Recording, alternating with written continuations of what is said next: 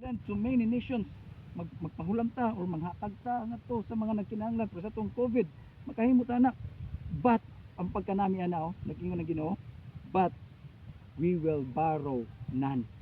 Sa ato pa di gyud ta mahutdan mismo sa atong pamilya.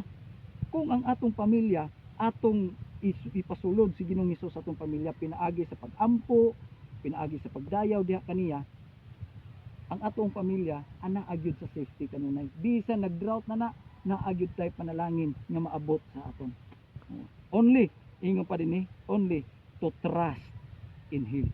Pag-trust nanta ngadto sa Ginoo. And may God give you of heaven's dew, no? Muni ang dew ang magahatag sang